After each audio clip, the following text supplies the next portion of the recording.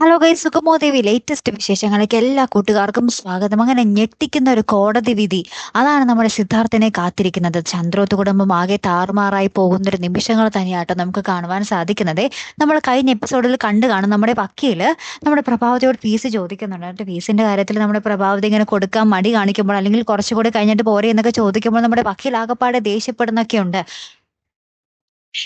ഇനിയായിരിക്കും ആ ചന്ദ്രോത്ത് കുടുംബം ആ ഒരു വക്കീലിന്റെ ആ ഒരു കൊടും ചതി അറിയാൻ പോകുന്നത്. കോടതിയിൽ വിചാരണ തുടങ്ങുന്ന ആ ഒരു നിമിഷങ്ങളിലായിരിക്കും നമ്മുടെ സിദ്ധാർത്ഥന് നേരെയുള്ള ഒരു പോയിന്റ് പോലും മര്യാദയ്ക്ക് വാദിക്കാതെ ഭയങ്കരമായിട്ട് അലമ്പി കളയുന്ന ഈ ഒരു കേസ് തന്റെ തലയിൽ നിന്ന് എങ്ങനെയും കളയുക എന്ന ലക്ഷ്യത്തോടു കൂടി വാദിക്കുന്ന ഒരു വക്കീലിനെ ആയിരിക്കും നമുക്ക് ആ ഒരു നിമിഷം കോടതിയിൽ കാണുവാൻ സാധിക്കുന്നത്. അങ്ങനെ തന്നെ കോടതി വിധി നേരെ ഓപ്പോസിറ്റ് ആയിട്ട് നമ്മുടെ സിദ്ധാർത്ഥനെതിരെ വരുന്ന നിമിഷങ്ങൾ നമ്മുടെ പ്രഭാവതി ആകെ എന്താ പറയാ കുഴിയിൽ വീണു പോകുന്ന ഒരു രംഗങ്ങളും തന്നെയായിട്ട് നമുക്ക് കാണുവാൻ സാധിക്കുന്നത്. അപ്പൊ ആ ചന്ദ്രോത്ത് കുടുംബം ഒന്നടങ്കം തകർന്നടിയുന്ന നിമിഷങ്ങൾ അതാട്ടോ ഇനി വരാൻ പോകുന്നത്. കാത്തിരുന്ന് തന്നെ കാണാം. അപ്പൊ അടുത്തൊരു വീഡിയോയുമായി വരുന്നത് വരയ്ക്കും ഗുഡ് ബൈ.